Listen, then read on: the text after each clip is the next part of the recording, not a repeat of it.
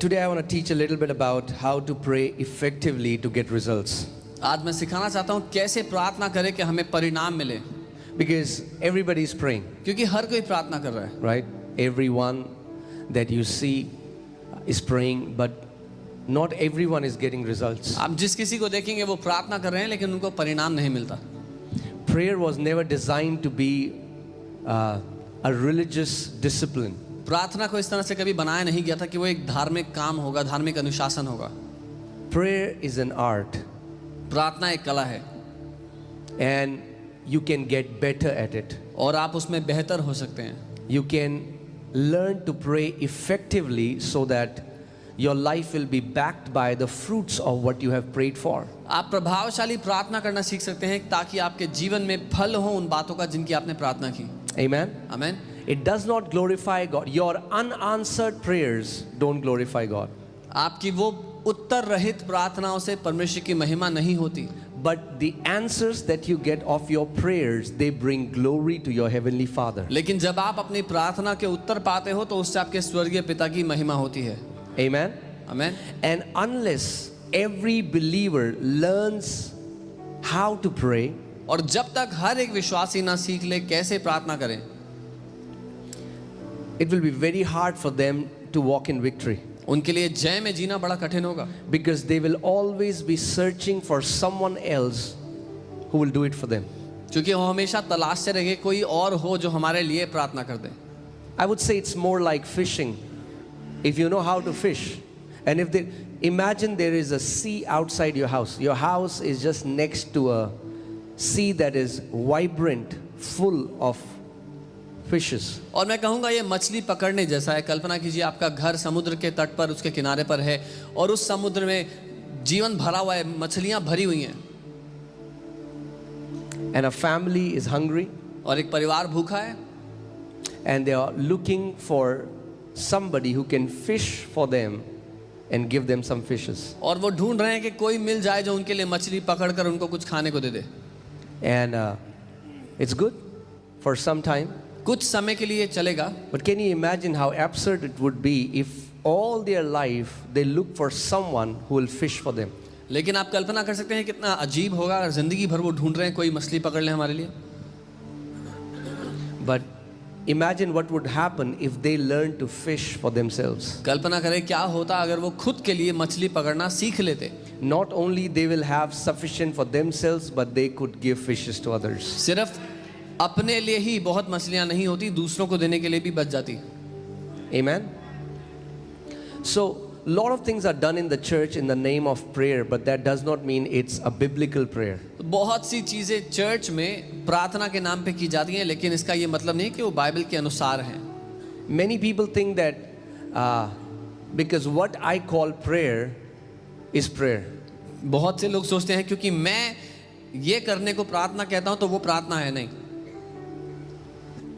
You know, in the Old Testament, they used to fast and offer sacrifices. पुराने नियम में वो उपवास करते और बलिदान चढ़ाते थे. And God said, और परमेश्वर ने कहा your sacrifices are an abomination to me. तुम्हारे बलिदान मेरे लिए घृणा योग्य हैं. He said, it would have been better if you would have not done it. उसने कहा अच्छा होता अगर तुमने ना दिए होते वो बलिदान. तो So let me just tell you, wrong praying not only will not give you the answers, but wrong praying will take you away from your answer. तो मैं आपको बता दूं गलत तरह से प्रार्थना करने से ना सिर्फ इतना होगा कि आपको आपका जवाब नहीं मिलेगा, लेकिन गलत प्रार्थनाएं आपके जवाब से आपको दूर कर देंगी. Now, it's hard to hear this, but so many Christians have not received their answer because of their wrong praying. ये सुनना तो बड़ा मुश्किल लगता है लेकिन इस ही वजह से गलत प्रार्थनाओं की वजह से बहुत से मसीहों को आज तक उत्तर नहीं मिला उनकी प्रार्थना का. Because they've been praying unbiblical prayers. क्योंकि वो बाइबल के विरोध में प्रार्थना करते आए. And they're thinking, और वो what's सोच wrong? रहे हैं, They're thinking, what's wrong? वो सोच रहे हैं क्या दिक्कत है. So it's high time that the body of Christ learns how to pray effectively. इसलिए समय आ गया है कि मसीह की देह प्रभावशाली प्रार्थना करना सीख ले. Amen? Do you agree? मानते हैं? Yeah. There is no saint in the Bible, if you read the Bible from Genesis till Revelation. अगर आप प्रकाशित उत्पत्ति से प्रकाशित वाक्य तक बाइबल पढ़ेंगे ऐसा कोई संत नहीं मिलेगा who had a deep relationship with God who was not a man or a woman of prayer. जिसका परमेश्वर के साथ बहुत गहरा रिश्ता था पर वो प्रार्थना का जीवन ना रखा हो. Amen. So December is the month we have declared as the month of prayer. दिसंबर हमने प्रार्थना के महीने की तरह अलग किया है. I mean, like, we'll pray every month. हम हर महीने में प्रार्थना करेंगे. But I just want to teach a lot on prayer on this month. लेकिन इस महीने में प्रार्थना के विषय में बहुत ज़्यादा So सिखाना it's चाहता हूँ. like in December we are preparing for a glorious 2024. तो वो ऐसा है कि दिसंबर में हम तैयारी कर रहे हैं महिमा से भरे हुए 2024 के लिए. The prayers you do today will not only affect your today, but it will affect your future and your generations to come. जो प्रार्थनाएं आप आज करेंगे वो ना केवल आपके आज को बदलती हैं लेकिन आपके आने वाली भविष्य पीढ़ियों तक को बदल देती हैं. Amen. And that's why it's not an option. इसीलिए इसमें कोई चुनाव की बात नहीं है. We have to learn how to pray. हमें सीखना पड़ेगा प्रार्थना कैसे करना है. Are you guys with me? मेरे साथ हो.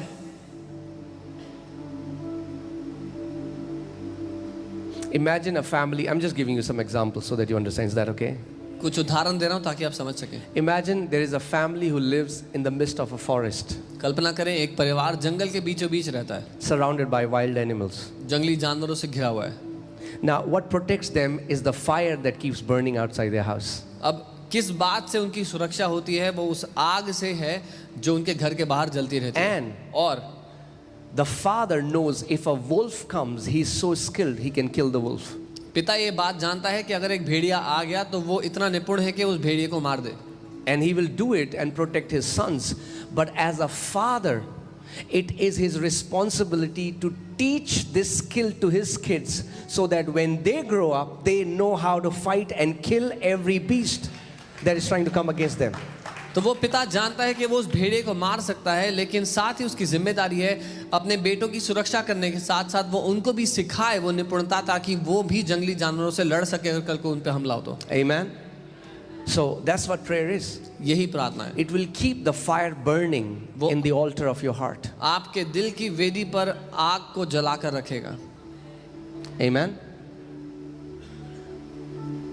If you stop praying, अगर आपने प्रार्थना करना बंद कर दिया you'll start sinning. तो आप पाप करना शुरू कर देंगे. There is no middle ground. बीच में कोई बात नहीं है इन दोनों. And if you start praying अगर आपने प्रार्थना करना शुरू कर दिया and you keep praying, और प्रार्थना करते you'll रहे stop sinning. तो पाप करना बंद कर देंगे. It's as simple as that. That's why Satan will fight you that you would not have a healthy and effective prayer life. इसीलिए शैतान आपसे लड़ेगा कि आपका एक स्वस्थ प्रार्थना जीवन ना हो. See, that's why young people can dance and worship 4 hours. They will go in a service and they'll dance. इसीलिए जवान लोग जब सभाओं में जाते हैं तो 4 घंटे नाच लेंगे आराधनाएं गाना. It's okay, you dance, keep dancing. ठीक है आप नाचे. अच्छा Dancing is, I dance, I love मैं भी dancing. नाचता हूँ मुझे प्यारा नाच. So whenever I say something, don't take it on the extreme end. I'm saying dancing will not make you a warrior. जब मैं कुछ कहूँ तो उसको एक छोर में मत ले जाना. मैं ये कह रहा हूँ नाचने से आप योद्धा नहीं बनेंगे जीवन में. Dancing is we rejoicing in the presence of God, and that's powerful. नाचना है कि हम परमेश्वर की उपस्थिति में आनंदित होते हैं और वो शक्तिशाली है. But we ourselves have to learn this art of prayer. लेकिन हमें खुद सीखना होगा ये प्रार्थना की कला को. Amen. आमीन. See, the problem is every Christian is looking for a substitute. समस्या ये है कि हर एक मसीह इसके बदले में क्या है वो ढूंढ रहा है. Have you heard of substitute teacher? The teacher isn't coming, the school hires a substitute teacher. आपने सब्स्टिट्यूट टीचर सुना होगा. जब स्कूल में एक टीचर अवेलेबल नहीं है तो स्कूल एक सब्स्टिट्यूट टीचर को हायर करता है. So pastors are seen as substitute teachers or prayer warriors who will pray for us because we are not available. तो पास्टर्स को ऐसा समझा जाता है या देखा जाता है कि ये सब्स्टिट्यूट प्रार्थना के योद्धा हैं. हमारी जगह ये प्रार्थना करेंगे क्योंकि हम नहीं कर रहे तो ये करेंगे. Now the Bible says if anybody is sick, Bible कहती है अगर कोई बीमार है, if there is a man or a woman and they are sick unto death, or they are sick, simply they are sick, let them call the elders of the church and they will anoint the sick with the oil in the name of the Lord, and the prayer of faith will save the sick. Bible कहती है यदि बहुत बीमार है कोई बीमारी में तड़प रहा है तो अपने अगुओं को बुलाएं, वो तेल से उनके लिए प्रार्थना करेंगे और विश्वास की प्रार्थना बीमार को चंगा करेगी। So, Bible commands us to call the elders of the church when you're sick. इसीलिए बाइबल कहती है कि कलीसिया के अगुओं को बुलाओ जब बीमार हो तो। But that's not the substitute of you not developing your prayer life. लेकिन ये बात इसकी जगह नहीं ले सकती कि आप अपने प्रार्थना जीवन को मजबूत ना करो। Amen. So yeah, I feel a very powerful movement is about to start in this nation. मैं महसूस कर रहा हूँ कि एक बहुत ही शक्तिशाली मूवमेंट शुरू होने वाला है इस जगह पे। Pray for me is going to change to pray with me. मेरे लिए प्रार्थना करो बदलने वाला है, मेरे साथ प्रार्थना करो में। Amen. And I'm telling you, when that happens, और मैं आपको बता रहा हूँ जब ये होगा your life will be backed by results. आपकी जिंदगी में परिणाम भरे होंगे। And I would say this before God. In my own personal life, I would say I have always had my prayers answered. 99% of my prayers have always been answered, and 1% will be answered, but they will be answered. अगर मैं अपने व्यक्तिगत जीवन में इस बात को कहूँ तो 99% मेरी प्रार्थनाओं का उत्तर मैं पा चुका हूँ और 1% जो है वो उत्तर पाऊंगा। That's why the Bible says, with all your getting, don't get wealth. Fools run after money. Wise run after the wisdom of God. And the fruit of wisdom is wealth, riches, honor, and long life. मूर्ख पैसे के पीछे भागते हैं, लेकिन Bible कहती है अगर कुछ लेना ही है तो बुद्धि को, समझ को ले ले, क्योंकि बुद्धि का फल है धन, आदर और लंबा जीवन। If the goal of your life is to get rich, you are a fool in God's sight. अगर आपके जीवन का मकसद अमीर होना है तो आप परमेश्वर की नजरों में मूर्ख हैं। I'm sorry. I'm talking straightforward. I feel you can bear it, right? मैं सीधा बात कर रहा हूँ, सह सकते हैं, जानता हूँ। The goal is not to get rich. मकसद अमीर होना नहीं है।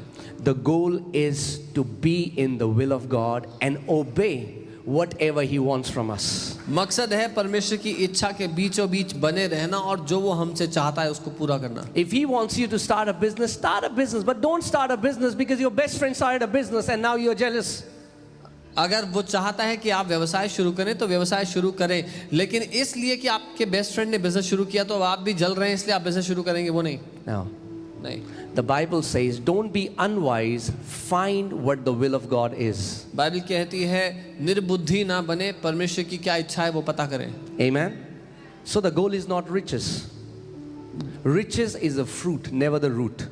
मकसद अमीर होना नहीं है, अमीरी फल के रूप में आता है, कभी भी जड़ नहीं है वो। With the fear of the Lord and humility, you're going to get riches, you're going to get long life, you're going to get honor. Honor that money cannot buy. परमेश्वर का भय और नम्रता के द्वारा आप समृद्धि को पाएंगे, आदर को पाएंगे जो वैसे कभी नहीं पा सकते थे। Amen. So,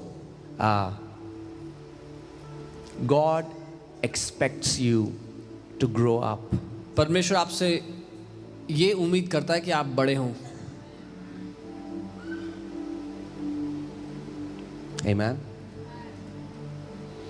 And that's a sad thing because majority of body of Christ, when you see, you know, I used to go to, I won't name the place, but I used to go to a place where people come for prayer.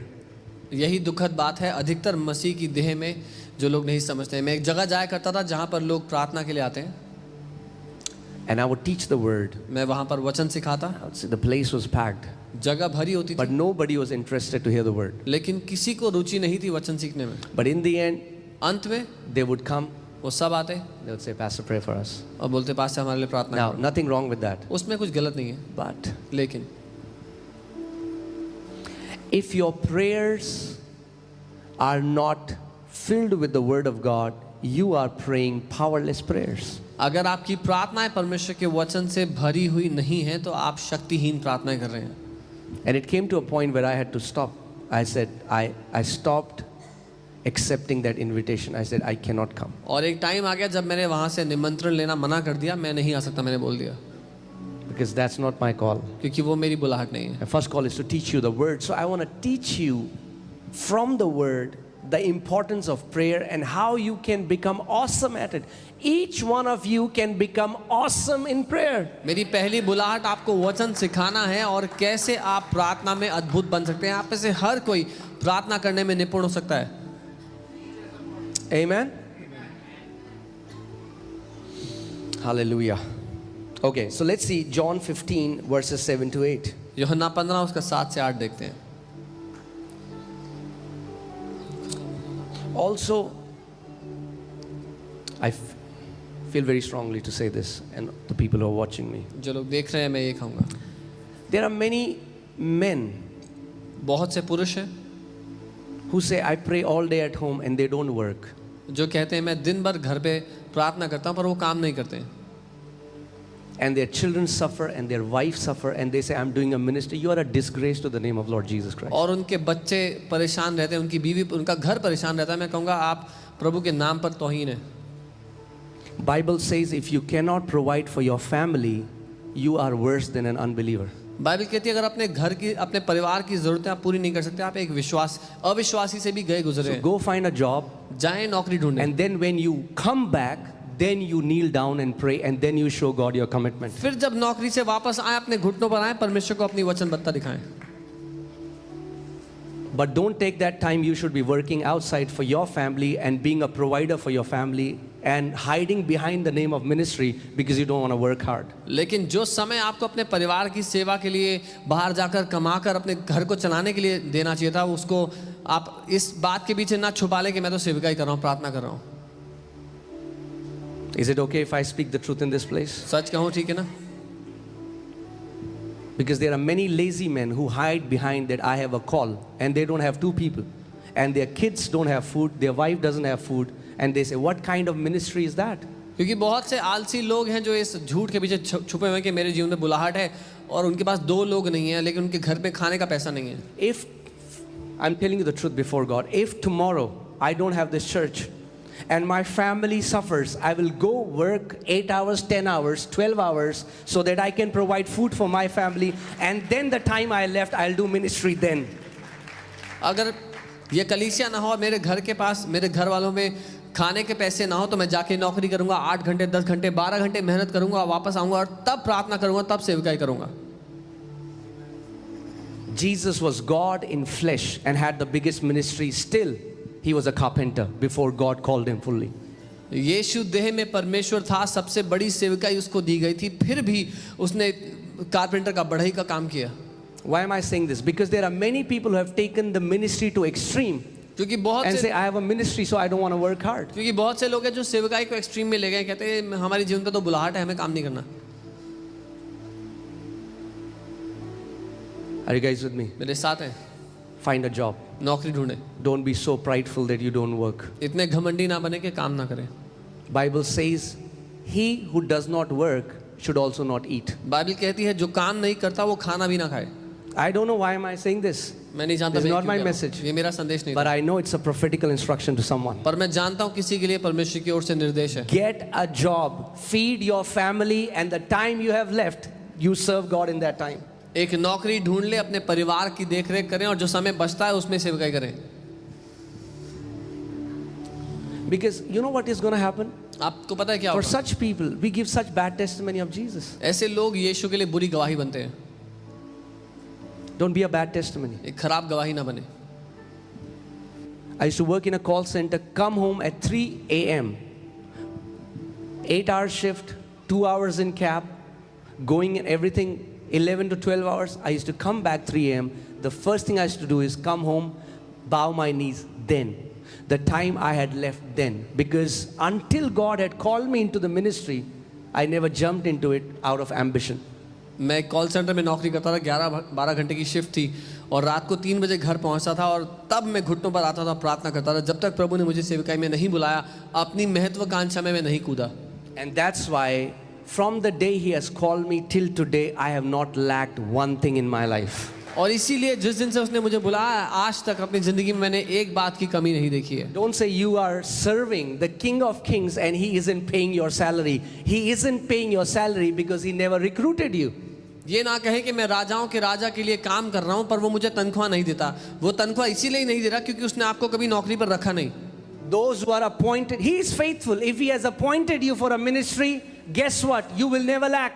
वो विश्वास योग्य है. अगर उसने आपको सेवकाई के लिए रखा है तो आपको कभी कमी नहीं होगी. But don't just jump because of your ambition. लेकिन अपनी महत्वाकांक्षा की वजह से मत कूद जाएं. Are you guys with me? मेरे साथ हैं. Amen. It's a good word, Pastor. Hallelujah. बहुत अच्छा वचन है pastor. We need word like this. हमें ऐसा वचन चाहिए. हमें खरी शिक्षा की जरूरत है. We need direct teaching. But I'm telling you, when he calls you जब वो आपको बुलाता है and you obey him, और आप उसकी बात मानते हैं, you will lack no good thing. आप किसी भली बात की कमी नहीं देखोगे. Do you know, in our church, Pastor Sam is a witness. There would be no prophet who would come to our church and would not prophesy for me that God has called me into ministry. No prophet. आप जानते हैं हमारी कलीसिया में जब कभी भी कोई भविष्यवक्ता आता था तो ऐसा कोई भी भविष्यवक्ता नहीं था जो मेरे ऊपर ये भविष्यवाणी नहीं करता था कि प्रभु ने मुझे बुलाहट दी है. I knew God had called me, मैं जानता था प्रभु ने मुझे बुलाया, but I never wanted to jump before my time. पर अपने समय से पहले मैं कूदना नहीं चाहता था. Oh, how I praise God that I did not jump before my time. मैं प्रभु को धन्यवाद देता हूँ कि अपने समय से पहले नहीं कूदा मैं सेवकाई में. There is a preparation, a training for everything. एक तैयारी का समय है, एक ट्रेनिंग का समय है हर एक के लिए. For 9 years I worked. 9 years 9 I साल तक worked faithfully, even though I knew that I'm called for ministry. 9 साल तक मैंने काम किया जब मुझे पता था कि मैं सेवकाई के लिए बुलाया गया हूँ. I told the Lord, I will not jump into ministry because of my ambition. Lord, you'll have to speak to me. मैंने प्रभु से कहा, प्रभु अपनी महत्वाकांक्षा की वजह से मैं सेवकाई में नहीं कूदूंगा, आपको मुझे बुलाना पड़ेगा. And then one day, और फिर एक दिन the appointment letter came. Appointment letter आ गया. And from that day till today, उस दिन से आज तक I have not lacked anything. मैंने किसी बात की कमी नहीं देखी And I will not lack anything. और देखूंगा भी नहीं किसी बात Because की I am कमी. not working for a man. क्योंकि मैं किसी इंसान के लिए काम I've नहीं been कर रहा. appointed by the Lord of Lords and the King of Kings. प्रभुओं के प्रभु और राजाओं के राजा ने मुझे नौकरी पे रखा है. Amen. You know, a man of God called D.G.S. Dinakaran in this nation. परमेश्वर के एक जन डीजीएस दिनाकरन को प्रभु ने इस देश में उठाया था. Amazing man of God. बहुत अद्भुत परमेश्वर When के जन. Jesus called him into ministry, जब यीशु ने उनको सेवकाई के लिए बुलाया he said, would you serve me? और कहा कि मेरी सेवा करोगे, He said, no. उन्होंने बोला नहीं. Jesus said, why? यीशु ने कहा क्यों. He said, have you seen your people? बोला आपने लोगों को देखा है, Have you seen the pastors? Pastors को देखा है. They cannot put 2 good meals in front of their family. अपने परिवार को खिलाने के लिए 2 वक्त की रोटी नहीं है उनके पास.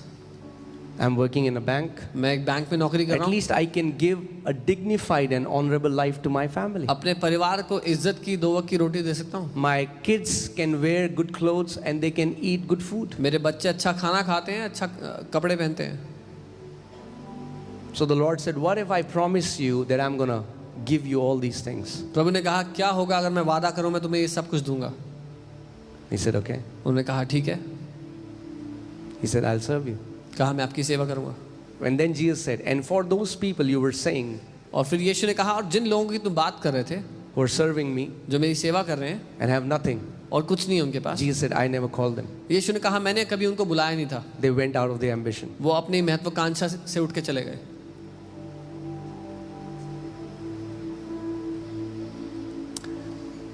My dear beloved, मेरे प्रियो, success is being in the will of God. सफलता है परमेश्वर की इच्छा में होना. Are you getting what I'm saying? If God would have called me somewhere else, and because in my ambition I want to run this church can be 20,000, but I'll be the most miserable person because in my heart I would know I'm disobeying God. अगर प्रभु ने मुझे किसी और काम के लिए बुलाया होता और मैं ये कलीसिया चला रहा होता और ये कलीसिया 20,000 की भी हो जाती तो भी मैं अपने दिल में सबसे दयनीय हालत में होता.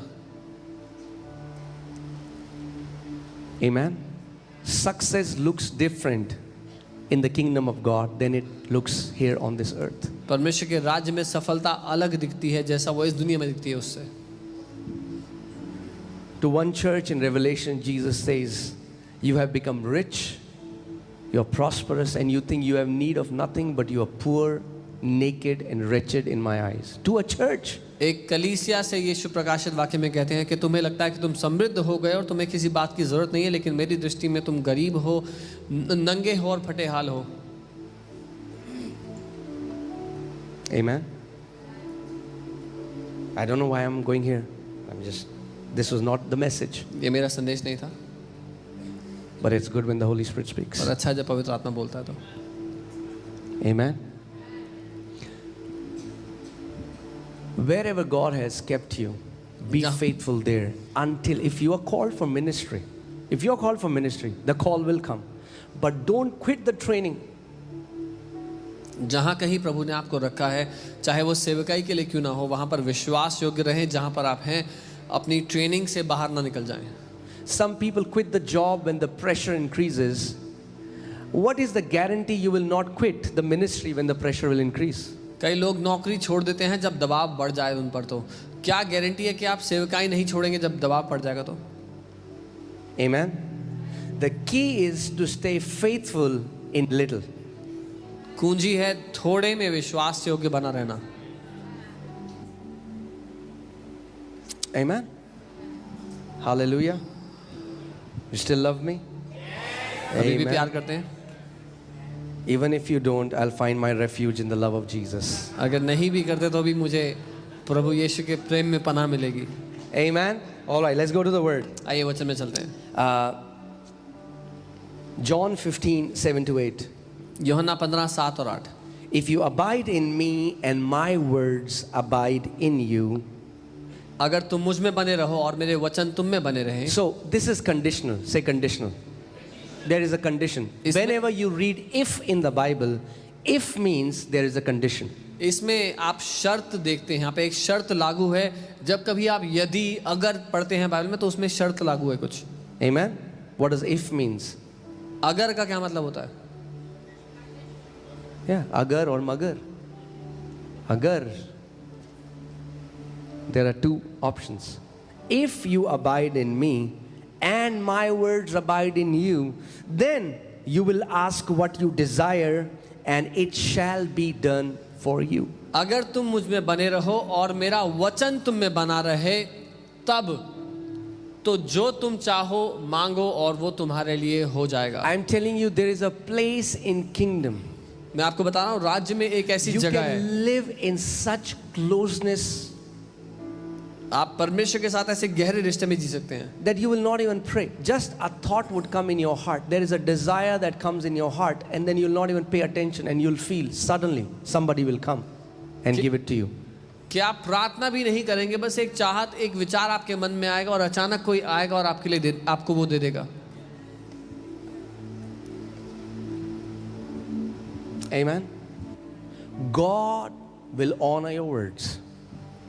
परमेश्वर आपके वचनों का आदर करेगा. God will honor the desire of your heart if you abide in Him and His words abide in you. आपके दिल की चाहतों का आदर करेगा अगर आप उसमें बने रहो और उसका वचन आप में बना रहे. This category is for friends of God. ये श्रेणी परमेश्वर के दोस्तों के लिए है. Amen. Do you know that you can be a friend of God? आप जानते हैं आप परमेश्वर के दोस्त बन सकते हैं. He is jealous for his friends. वो अपने दोस्तों के लिए ईर्ष्या रखता है.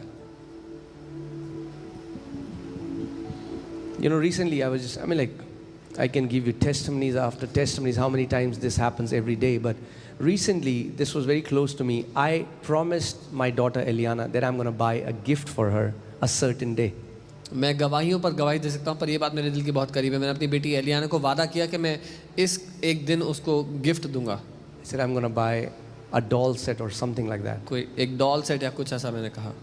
And I could not. I got so busy in prayer and meeting, I could not. मैं इतना बिजी हो गया प्रार्थना में, लोगों से मिलने में, नहीं कर पाया. And I felt so bad. और मुझे बहुत बुरा लगा. And I think it was Friday. शायद फ्राइडे की बात थी. And she came to church. और वो church I. She said, Daddy, you promised me that you're going to give me this. उसने कहा पापा आपने वादा किया था आप मुझे ये दोगे, And she came to church. और वो चर्च आ गई And somebody gifted her what I had promised her. और किसी ने उसको गिफ्ट दिया जो मैंने उसको वादा किया था। And I came home and I just began to think. I said, Father, you're so good. मैं जब घर गया मैं सोच रहा था पिता आप कितने भले हैं, You fulfilled the word that I promised to my daughter. जो वादा मैंने अपनी बेटी को दिया था वो आपने पूरा किया। Amen. आमीन। God is looking for friends, परमेश्वर दोस्तों को ढूंढ रहा है,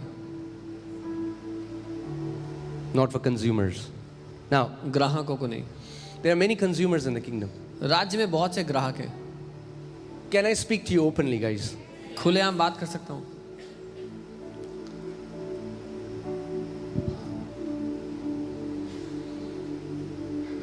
It's nothing wrong to ask things from your heavenly Father. अपने स्वर्गीय पिता से चीजें मांगने में कोई गलत बात नहीं है। Who else will we go to? और किसके पास जाएंगे हम, Right? है ना? It's nothing wrong. इसमें कोई गलत But बात if we only go to Him to ask, नहीं। लेकिन उसके पास अगर हम सिर्फ मांगने के लिए जाते हैं and then we don't want anything to do with Him. और फिर उससे हमें कुछ लेना देना नहीं है। Majority of people that you see today, they come to church for a miracle, they eat the miracle bread, and then they never come back. ज़्यादातर लोग जब आप देखते हैं कलीसिया में जब आते हैं तो वो चमत्कार की रोटी के लिए चमत्कार के लिए आते हैं, चमत्कार की रोटी खाकर चले जाते हैं, फिर कभी वापस नहीं आते। But people who seek miracles, लेकिन जो लोग चमत्कारों के पीछे भागते हैं उनको ढूंढते हैं, will never follow Jesus all their life. वो कभी भी जिंदगी भर यीशु के पीछे नहीं चलेंगे। You know, the Bible says that Jesus was preaching, miracles were happening, dead were being raised, blind were seeing, deaf were hearing, mighty miracles were happening. Bible बताती है यीशु प्रचार कर रहे थे, चमत्कार हो रहे थे, चिन्ह हो रहे थे, बीमार चंगे हो रहे थे, बहरे कान खुल रहे थे, आंखें खुल रही थी। He told the crowd, he said, you come after me because you have eaten the miracle bread. और उसने भीड़ से कहा तुम मेरे पीछे इसलिए आए क्योंकि तुमने चमत्कार की रोटी खाई है। Can you put John 6:66? यूहन्ना 6:67। I'm telling you a verse that is 666. मैं आपको वो आयत बता रहा हूँ जो 666 है, जिसमें The church is quite obsessed with 666. So. कलीसिया बहुत दीवानगी से भरी हुई है इस नंबर के पीछे। From that time, many of his disciples went back and walked with him no more. इस पर उसके चेलों में से बहुतेरे उल्टे फिर गए और उसके बाद उसके साथ ना चले। I want you to pay attention. These people are not just crowd, they are disciples. मैं चाहता हूं आप यहाँ पर ध्यान दें, ये लोग भीड़ नहीं थे, ये चेले थे। They left Jesus उन्होंने यीशु को छोड़ दिया and did not walk with him anymore. Why? और Because फिर if you read few verses before, he gave them a hard teaching. फिर उसके साथ दोबारा कभी नहीं चले। क्यों? अगर आप कुछ आयत पहले पढ़ेंगे तो ये इसलिए क्योंकि उसने उनको एक कठोर शिक्षा दी, एक कठिन शिक्षा दी। Jesus is not Santa Claus. यीशु सांता क्लॉस नहीं है। Santa Claus wants to give you gifts and wants to make you happy. ये सांता क्लॉस आपको गिफ्ट देकर आपको खुश रखना चाहता है। Wow. I could feel the atmosphere changing. मैं वातावरण को बदलते महसूस कर। Santa Claus only wants to give you gifts. Many Christians think Jesus is like Santa Claus. Santa Claus सिर्फ आपको गिफ्ट देना चाहता है, आपको खुश रखना चाहता है। बहुत से लोग सोचते हैं कि यीशु मसीह सांता क्लॉस की तरह है। That's why kids love Santa Claus. इसलिए बच्चों को प्यार है सांता क्लॉस से। Jesus is not Santa Claus. यीशु सांता क्लॉस नहीं है। He wants to make you holy वो आपको and righteous वो and आपको wants पवित्र you to बनाना walk चाहता है। like he walked with power and authority. वो आपको पवित्र बनाना चाहता है, धर्मी बनाना चाहता है और अधिकार और सामर्थ्य में जीते हुए देखना चाहता है जैसे उसने जिया। That's why इसलिए he gave hard teachings in the Bible sometimes. उसने बाइबल में कई बार कठोर शिक्षा दी। And many disciples were not able to bear hard teaching. और कई चेले भी नहीं सह सके उन कठिन शिक्षाओं को। And the Bible says they walked with him no more. और बाइबल कहती है उसके बाद वो उसके साथ नहीं चले। So you know what Jesus did? अब जानते हैं यीशु ने क्या किया? So Jesus turned towards the 12 apostles. तो यीशु मुड़ा 12 प्रेरितों की तरफ And he said, और कहने लगा, do you want to leave? तुम भी जाना चाहते हो? You can leave now if you want to leave. अभी जा सकते हो अगर जाना है तो।